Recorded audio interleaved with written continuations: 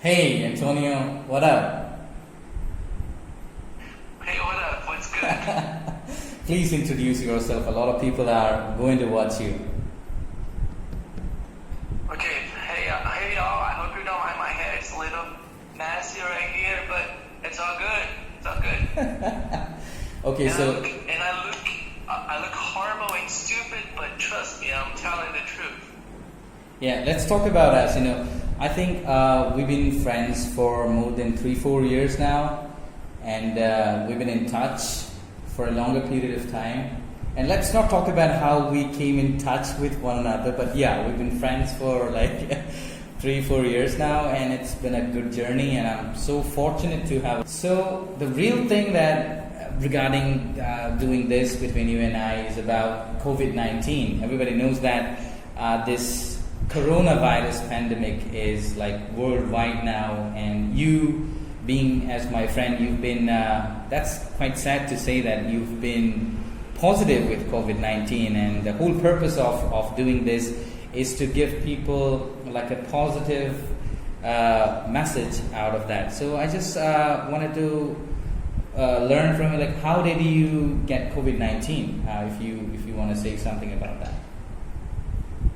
Yeah, I have to say that I was kind of afraid because I saw all the time at the news that people are dying, and it really is. In my city, as for example, like over than 500 people have died, and more than 5,000 are sick, and Right. There's more numbers. There's a lot of people infected, but they don't even know it.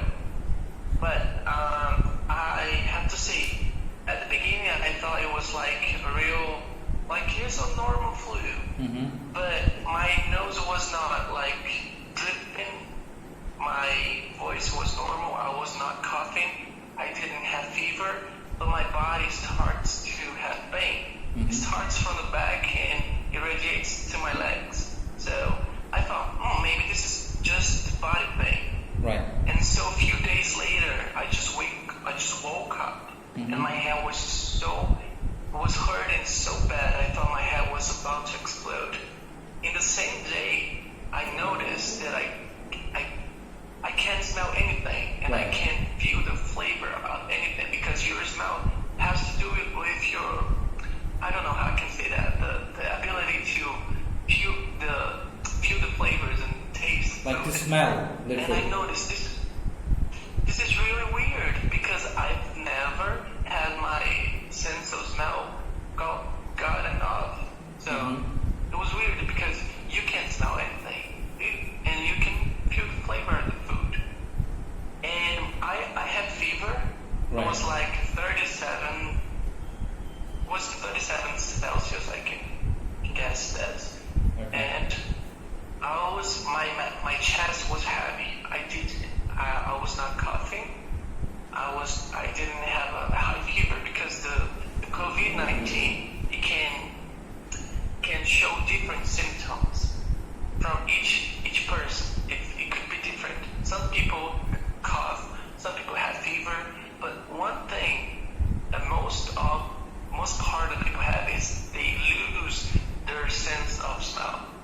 If you lost your sense of smell and your nose is not dripping some kind of water, I don't know how I can say that, but if you got the flu and your nose is not dripping, but you can't smell anything, it's a really important symptom that you might have COVID-19.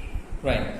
I was looking at a lot of videos from the European countries where I saw like a young woman was like having difficulty to breathe, and she was having respiratory problem, and she was like, it was difficult for her to breathe, and she was like sending a message to people that, see, this is a serious thing, you need to stay at home and don't come out, it's not like a normal flu, you need to be very careful. So yeah, I wanted to ask you, like, did you have kind of breathing issues with you at the first stage?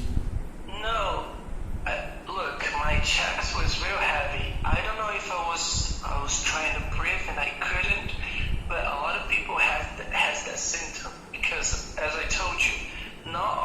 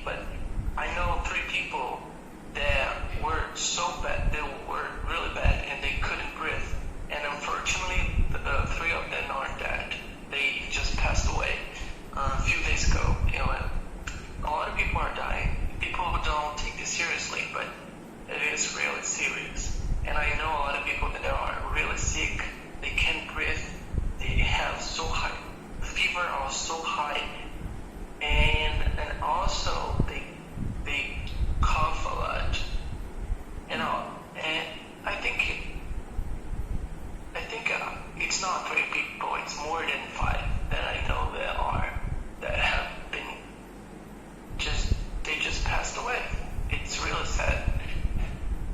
Yeah, you've been telling me about the numbers of your state. You said like more than 5,000 cases in your state and more than 300 deaths. That's a huge number in comparison to how we are dealing it in our state. I think you asked me about the number. In India, it's more than 30,000 cases, and I think more than 8,000 people recovered, and I think more than 1,000 people died. That's the total scenario of this disease in India. I think Indian people could control it because they forced the lockdown on people, and the lockdown is still going on. It's going to be extended for more 2 weeks. But yeah, I just wanted to know how do you think you got the disease? You know, because obviously you knew about it. It's like it started in November 2019. Obviously you knew about it. How do you think you got it? And what did you do once you got that? What did you do after that? I mean, like, what did the doctors do and things like that? Well, we all know that all the cares that you take, it's important. Let me tell you something real quick. Before the COVID-19, I was just like a freak. Everywhere I go, I wash my hands. I carried like just a little alcohol. I don't know how. In my bag, like a sanitizer. If I touch something that I might think it's dirty, I wash my hands and I'll clean myself. So I was really careful. But it's not only about you, because you depend on others, and you know it's the worst thing to depend on others, to depend of someone else, someone, because they don't have the same care as you do. And I was working normal, just going to work. I was using the mask.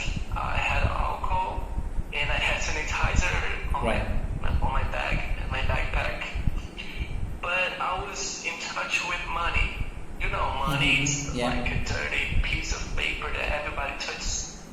And so I might guess, I think it was the money that I've been counting because I work with money.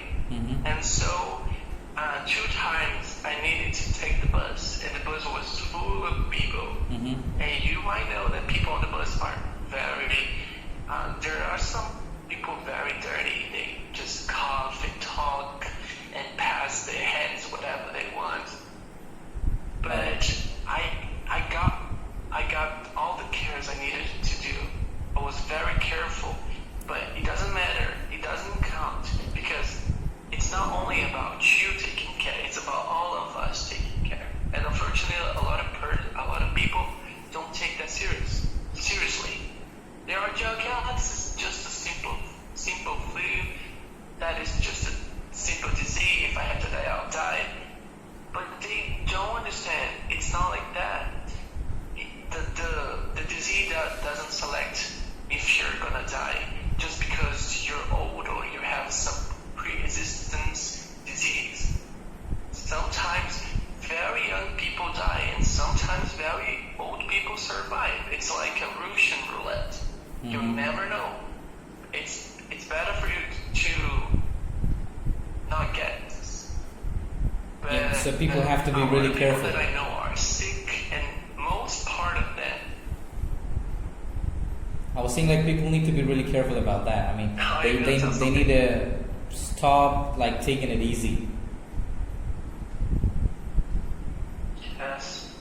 Yeah. So. And it's really. Okay. Go on.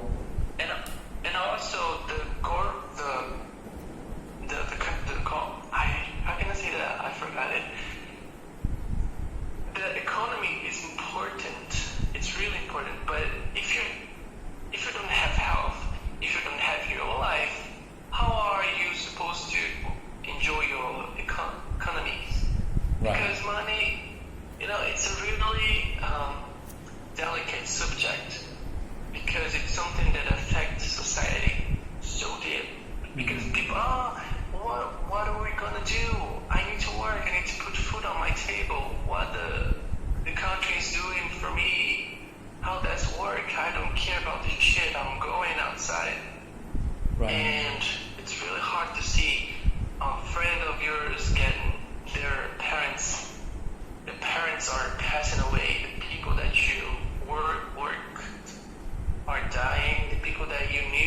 the street are sick, Right. and in Brazil there's like 80,000 people Mhm. sick. But Yeah. you all guys though, you're safe home. Enjoy this time just to enjoy your family, do something. Sleeping is good, eating food, getting fat. I know that you're all been doing this, but it's important to just take a little time of your day to practice your English as well, to practice like an instrument or just to do something productive. Don't just be a lazy bag, laying in bed all day eating food. Do something as well. Yeah. Something to your brain, not just your. I had a couple of questions which I would like to remind you that after getting caught, you were showing symptoms, you went to the hospital. How did that process go? I mean, what did people do there? That's what I wanted to know. And it's been, I think, more than 14 days now. It's 2 weeks now. Yeah. Yes. I didn't go to the hospital, but I talked to doctors online because here in my state, the government, they have this app that Okay. you download the app through your store of your phone, and you just click if you have any symptoms, and you talk to a doctor. Right. And I told the doctor everything that I had, and they diagnosed me with I just downloaded this app and I told my symptoms and the doctor said that I got it because I've never had my nose,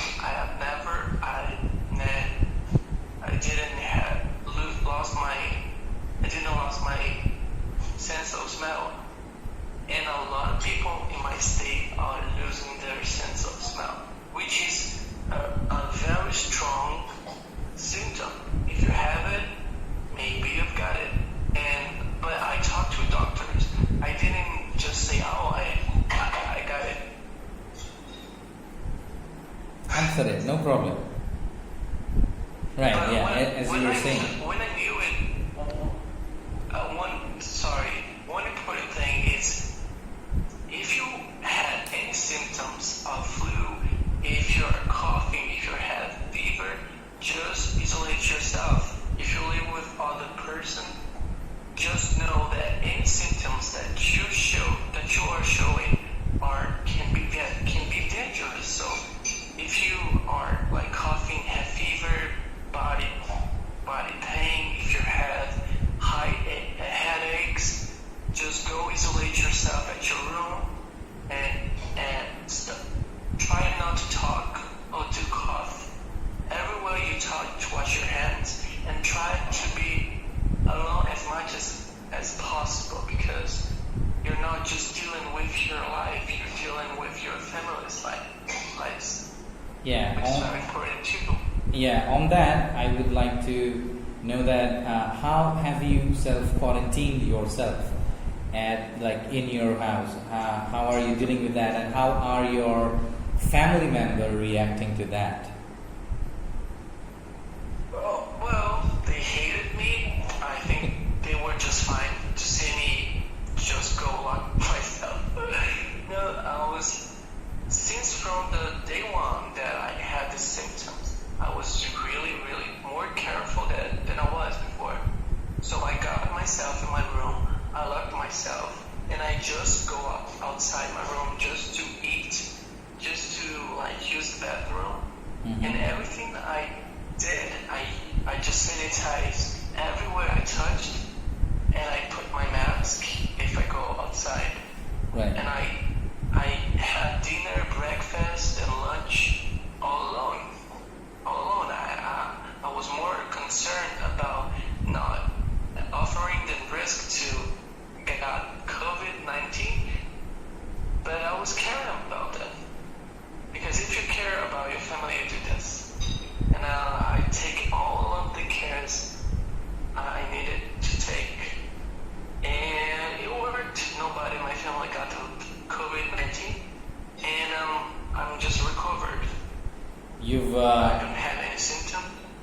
So you've got back your sense of smell now.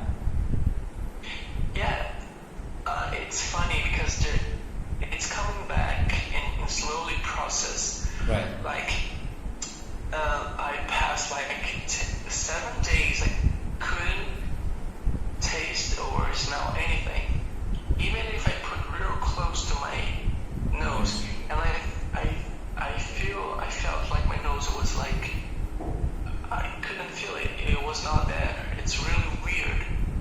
But after some days, it was coming back and slowly. And one day I remember I was eating lunch and I felt the flavors. Oh fuck! It's coming back. And I was happy because a lot of people. I read some articles online and that people say that you might never got your sense of smell back. Maybe lost forever. And I was fuck. How am I supposed to live? If someone gave me poop, I'll eat it and I will never know it was poop. That's hilarious. I mean, on that I would like to say that when you have a disease and you read a lot of articles on that and people have to say a lot of shit about that, so you tend to believe all these things and you kind of feel like, is it really going to happen to me and am I really going to recover someday? And that's horrifying. That actually gives like anxiety flavor to that. Yeah, I know how it goes. Yeah, it really is, because I remember when I was on in high school, I had like this really, really high fever, and I was so down and I couldn't do anything, and I was gonna look. I looked, on the internet for some symptoms, and I thought that I was dying. So could you imagine that? Yeah. Because if you put high fever, it could have be anything. Yeah. Don't do it because your anxiety gets high and you think that you're sick, but sometimes you're not sick. But it is really also for you to know the symptoms. Yes. But doesn't do. Sorry, I get. I think in India people are overthinking about that.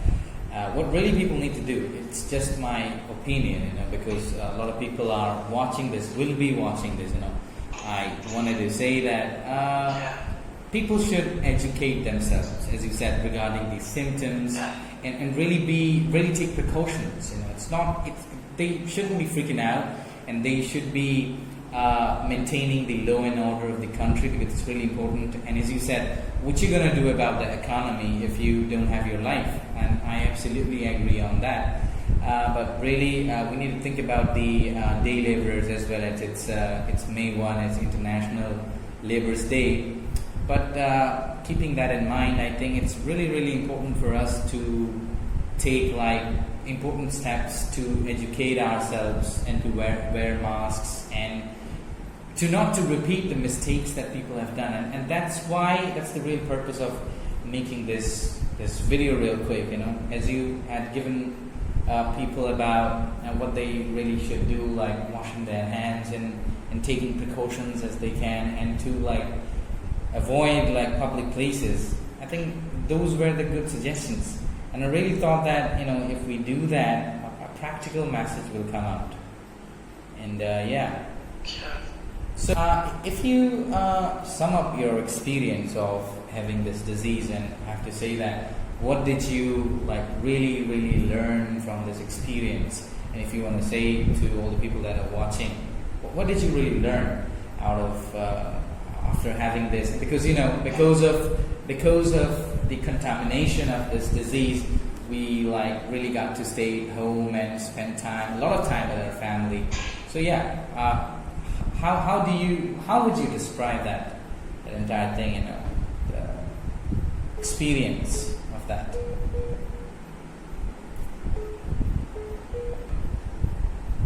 Sure, yeah. Okay. Go on. I've learned that it's not It's not something that was made up about to break somebody's economy. It's a real disease, and you you won't believe. You don't believe in fake news. Don't believe what someone said, or you heard from your parents, or heard from someone that knows someone that knows someone.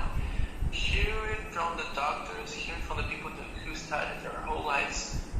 And most important, don't wait till it happens to you, till it happens to you, one of your families are dead. Because a lot of people are taking this like a joke, but I had one friend that was not taking any care at all, and unfortunately her dad died. All her family got the disease, and unfortunately her dad died because she was not taking it seriously. But she waited to happen to her. Right. She was devastated, and now she's taking care. Don't wait till the bad things happens to your family or to yourself, because you might not be here. You might not be able to live your life.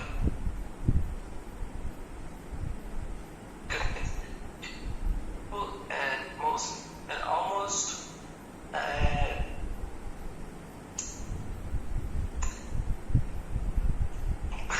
sorry, I got frozen. It's okay. But it's not a joke. It's something serious. It's something you should have taken consideration to do our best to avoid it. Because if you don't do something, you might have to be much more days in your home, and this disease will never end. It'll keep contaminating other persons, other people, actually. Right. So yeah, on that note, I really would like to thank you for like giving me the time and coming into an accord with me to do this. I'm sorry, I got a little bit nervous because I've never talked to like in video and allow myself to be recorded too. Yeah. But all that I've said is true, and I really do care about you guys. And so do your best to keep safe. Stay at home. Just go outside if you really, really need to do it, and take all of the cares that you need to do. But otherwise, take care of yourself and take care of your family. Stay safe and stay at home. Right. And thanks for having me. And I was a little bit shaky, but I hope you understand what I'm trying to say. What I was trying to say, actually. I think you've been crystal clear. With that, we would like to. Yes. With that, we would like to say that stay home, stay safe, and take precautions. And this disease is not a joke, as he said. And I want everybody to take note on that.